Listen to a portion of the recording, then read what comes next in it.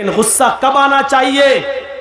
कब? जब कोई जय श्री राम का नारा लगाए तो उसके जवाब में तुम अल्लाहू अकबर का नहीं। गुस्सा तब आना चाहिए जब आप अपने बेटे के हाथ में शराब की बोतल देखें। गुस्सा तब आना चाहिए जब रात के 12 बजे आपकी जवान बेटी बिस्तर पर लिहाफ और रजाई के अंदर मोबाइल चला रही है और फेसबुक चला रही है, एंड्रॉइड मोबाइल इस्तेमाल कर रही है। आपको गुस्सा आना चाहिए। आपको गुस्सा आना चाहिए कि आपकी बीवी पूरे दिन बाजार में शॉपिंग करती रही और शाम को घर आई। आपको गुस्सा आना चाहिए कि बेपर्दगी के साथ वो घर से निकली तो किसकी इजाजत लेके गई।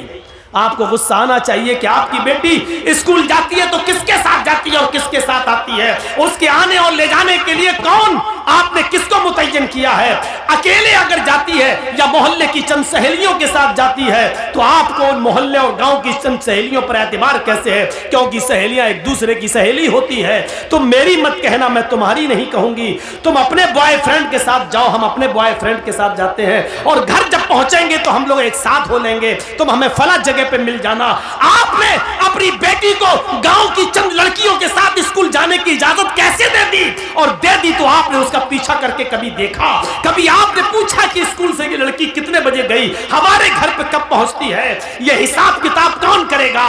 मुसलमानों, तुम हिसाब किताब करने वाली कौम हो। तुम बच्चों के लिए अगर बाप हो तो अपने बच्चों का हिसाब लो, शौहर हो तो अपनी बीवी का हिसाब लो, अगर भाई हो तो अपनी बहन का मुहासिबा करो।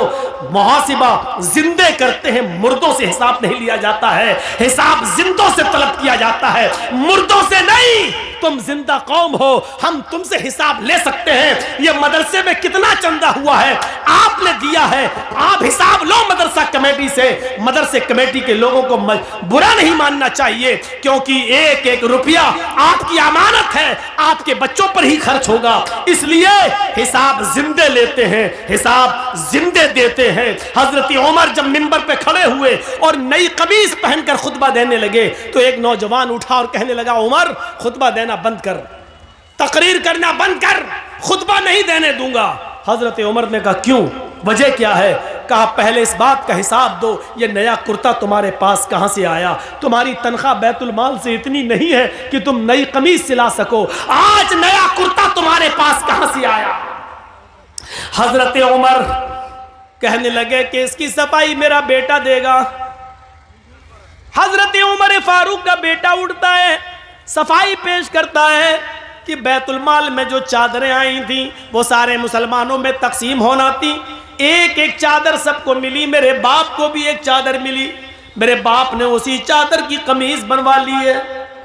नौजवान खड़ा होता और कहता, अमीरुल मोमिनीन, एक एक चादर सबको मिली थी, मुझे भी मिली थी। मैं दर्जी के पास गया था, टेलर के पास गया था, मैंने अपना माप दिया, उस चादर में मेरी कमीज नहीं बनी। तुम तो हमसे ज्यादा लंबे हो, हमसे ज्यादा चौड़े हो, हमसे ज्यादा लंबे चौड़े हो और मोटे तंदुरुस्त भी हो, फिर तुम्हारी एक चादर में कमीज कैसे बन गई? उनके बेटे ने खड़े होकर जवाब दिया, नौजवान, एक चादर मुझे भी मिली थी, सबको एक एक चादर मिली थी, मेरे बाप को भी मिली, मुझे भी मिली, सबको एक एक मिली तो उसमें मुझे भी मिली। मेरे बाप की अपनी चादर में जब कमीज नहीं बनी तो मैंने अपनी चादर भी अपने बाप को दे दी। मेरी और अपनी दोनों कमीजें मिलाकर मेरे बाप ने दोनों चादरें मिलाकर कमीज बना ली। नौजवान कहने लगा, बैठ गया, अमीरुल मोमिनीन, अब मुझे इत्मीनान हो गया, अब मैं सेटिस्फाई हो गया, अब आप खुतबा दीजिए। जिंदा लोग हिसाब लेते हैं और जिंदा लोग हिसाब देते हैं। ना हिसाब लेने पर गुस्सा होना चाहिए, ना हिसाब देने पर गुस्सा होना चाहिए। हिसाब जिंदे लेते हैं, हिसाब जिंदा देते हैं। गुस्सा जिंदों को आता है, मुर्दों को नहीं। हम नहीं कहते कि गुस्सा दबाओ, हम नहीं कहते कि गुस्से को तुम पी जाओ, हम कहते हैं गुस्सा उठाओ, गुस्सा उभारो, गुस्सा निकालो, भड़ास निकालो, लेकिन जायज जगह पर, नाजायज जगह पर नहीं। अल्लाह के नबी को भी गुस्सा आता था और गुस्सा इतना आता था कि आपकी आंखें सुर्ख हो जाती थी और ऐसा लगता था जैसे किसी ने अनार का रस, अनार का जूस किसी ने नबी अकरम की आंखों में डाल दिया हो। इतना गुस्सा आता था जनाबे मोहम्मद रसूलुल्लाह को, लेकिन नाजायज बात पर नहीं, जायज बात पर गुस्सा आता था। आज दुनिया की कौमें, आज हमारा मजाक उड़ाती हैं और हम मुश्तइल हो जाते हैं। यहाँ गुस्सा नहीं आना चाहिए। मसलन अभी कुछ दिनों पहले एक आदमी ने इस्लाम को बहुत बदनाम किया, कुरान को लेकर बहुत बातें कहीं, हमारे नबी को लेकर बहुत बातें कहीं, लेकिन हम नहीं समझ पाए कि वो सारी बातें कहने के पीछे कौन है। हम नहीं समझ पाए, वो बातें कह नहीं रहा, उससे कहलवाई जा रही हैं, और कौन कहलवा रहा है ये भी मैं जानता हूं, लेकिन हम न नाम ले रहे हैं, न आपको बताना चाहते हैं और न नाम लेना चाहते हैं। तो मेरे भाइयों, मैं यही कह रहा हूं कि अपना हिसाब करो, अपने बच्चों का हिसाब करो, पूछो। आज की नौजवान नस्ल, हमारी बेटियां, हमारी लड़कियां, आप बैठे हो, खामोश हो, सोचो क्या प्लानिंग हो रही है हमारी बेटियों के बारे में। कभी सोचा आपने ठंडे दिल से? कभी सोचा है आपने? सोचिए मंसूबे क्या हो रहे हैं। गुस्सा आना चाहिए, लेकिन जायज जगह पर, नाजायज जगह पर नहीं। एक आदमी को साथ मिला सरकार का, गवर्नमेंट का, और उस आदमी ने कुरान का मजाक उड़ाया, हमने उसको नंगा किया। एक आदमी जय श्री राम के नारे लगाकर हमें उकसाता है, हमें मुश्तइल करता है, और हम भी उसके जोश में आ जाते हैं और हम भी उसके अपोजिट दूसरे नारे लगाते हैं। अरे यही तो वो चाह रहा था, आपने जो चाह रहा था, आपने उसके मकसद को पूरा कर दिया, आपने उसके मकसद को पूरा कर दिया। आपको ऐसा नहीं करना था। नहीं, आपको मालूम है कि हिंदुस्तान में उनका कुछ नहीं होगा। एक है ना डासना का पंडित, डासना का, अरे उत्तर प्रदेश में डासना नाम की एक जगह, वहां का एक पंडित है ना, कितना भड़काता है, कितना बरगलाता है। टीवी, एनडीटीवी ने तो बाकायदा दिया कि अभी तक जेल में क्यों नहीं गया। देखिए कितना बरगलाता है, लेकिन जरूरी नहीं कि जो आदमी हमें बरगलाए हम भी वैसा ही जवाब दें, कोई जरूरी नहीं है। मेरे भाइयों, शॉर्टकट में एक जवाब दे दूं आपको, अक्लमंदी ये नहीं है। अगर कोई पागल कुत्ता मेरे पैर में काट ले, जर्जीस को अगर कोई पागल कुत्ता काट ले, तो क्या जर्जीस भी उस पागल कुत्ते को काटे? बताइए तो, क्या ये अक्लमंदी होगी? अगर कोई पागल कुत्ता काट लिया हमारे पैर में, अब जर्जीस को गुस्सा, कमीने तूने काटा, पकड़ पकड़ पकड़, हम भी काटेंगे, पकड़वाया और काट रहे उसको, तो उससे बड़े पागल तो हम हो गए। तो कुछ लोगों का दिमाग खराब हो चुका है। किस नशे में हो चुका है? उनके साथ पुलिस की ताकत है, उनके पास एसएसपी और डीएम की ताकत है, उनके पास हुकूमत की ताकत है। वो जानते हैं हम कुछ भी कह देंगे हमारा कुछ नहीं होगा। इस नशे में, हुकूमत के नशे में, पुलिस और एसपी और डीएम की ताकत के नशे ने उनको पागल कर दिया है। वो हमें बरगलाएंगे। अक्लमंदी यह है कि उनके बरगलाने में हम ना आए। हाथी का काम होता है खामोशी के साथ चलते रहना, और कुत्तों का काम होता है भौंकते रहना। अगर हाथी भौंकने वाले कुत्तों को पीछे मुड़ के देखने लगा, तो हाथी जिस मंजिल पे जाना चाहता नहीं पहुंच पाएगा। हाथी चलता रहता है, वो जानता है कि ये कुत्ते हैं, इनकी आदत भौंकने की है, भौंकते रहेंगे, थक जाएंगे, खुद ही छोड़ देंगे।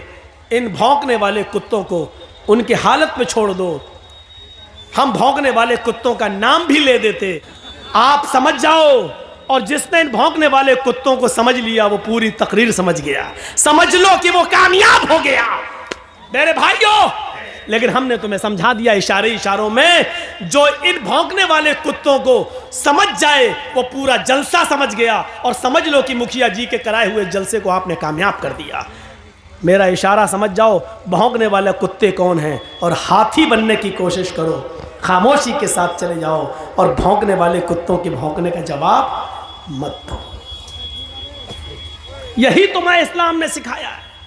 अपनी आदत बदलो, वरना काटे जाओगे और मारे जाओगे, पकड़े तुम ही जाओगे।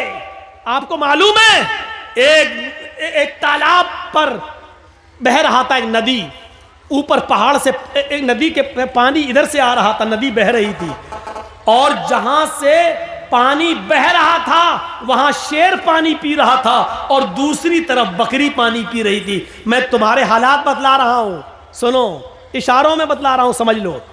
उधर पानी शेर पी रहा है, इधर पानी बकरी पी रही है। पानी शेर की तरफ से बहता हुआ आ रहा है और बकरी। मोबाइल अपना बंद करो, मुझे मालूम है आजकल भंगियों चमारों के पास भी मोबाइल होते हैं। बंद करो यार, टूटू हो रही यार। रात के 2:22 पर किसका फोन आ रहा होगा, सोचो तो जरा। तो दिमाग लगाओ बेटा, जिस स्कूल में तुम पढ़ते हो मैं उसका हेडमास्टर रह चुका हूं, ये सब मत बताओ। यहां से सुनिए, जहां से शेर पानी पी रहा है इधर बकरी पानी पी रही है। तो शेर ने, दोनों ने एक साथ मुंह लगाया। शेर को तो बहाना चाहिए था। शेर ने कहा, बकरी तूने मेरे पानी को झूठा क्यों किया? अब देखो उल्टा बोल रहा है, जबकि पानी शेर झूठा कर रहा है और पानी शेर की तरफ से बहता हुआ बकरी के पास आ रहा है। शेर का झूठा पानी बकरी पी रही है, लेकिन शेर ने बकरी से क्या कहा, तूने मेरा पानी झूठा क्यों किया? बकरी कहने लगी, जंगल के राजा, मैंने कहां झूठा किया है? पानी तो आपकी तरफ से बहता हुआ आ रहा था, आपका झूठा पानी मेरी तरफ आ रहा था, मैंने तो आपका झूठा पानी पिया। बकरी का ये जवाब सुना शेर ने तो कहा, अच्छा मुंह भी चला रही है, मुझसे बहस भी कर रही है। आया और मारा पंजा और फाड़ दिया बकरी को और खा गया। ये सूरत हाल है तुम्हारी और हमारी। अगर हम जायज बात भी करेंगे तो पकड़ी जाएगी और वो नाजायज बात भी करेंगे तो नहीं, क्योंकि पावर है, नशा है। नशा उतरता अच्छे अच्छों का उतरा तो तुम्हारा क्या है? फिरौन का उतरा, कारून का उतरा, नमरूद का उतरा, हिटलर का उतरा, तुम्हारा भी उतरेगा। जाओगे कहां? नशा उतरना है, आज नहीं तो कल। और राहत इंदौरी ने कभी कहा था, जो आज साहिबे मसनद हैं कल नहीं होंगे। जो आज साहिबे मसनद हैं कल नहीं होंगे। किराएदार हैं, जाती मकान थोड़ी है। हाँ, यूपी में हवा बदल रही है, हालात किस तरफ जा रहे हैं हमें मालूम है। बस जरूरत है अक्लमंदी से काम लेने की। बिहार वालों ने थोड़ी सी गलती कर दी, आज बीजेपी और जनता दल यू की गवर्नमेंट बन गई। वो गलती कहां है उस तरफ हम इशारा नहीं करना चाहते। बंगाल वालों ने उस गलती को नहीं दोहराया तो आज पैर उखड़ गए। इसी फर्क को अगर यूपी के मुसलमान समझ लिए तो इंशाअल्लाह उधर की फिजा भी बदल जाएगी। मेरे भाइयों, जरूरत है अक्ल और शऊर से काम लेने की। यह नहीं देखना है हमारा कौन तुम्हारा कौन, यह देखना है कि हमारा कम नुकसान किसमें है और ज्यादा नुकसान किसमें है। इस चीज की जरूरत है आज। आपको मालूम है, अपने अंजाम से बाखबर रहिए। एक मिसाल और देता हूं, बड़ी अच्छी मिसाल है।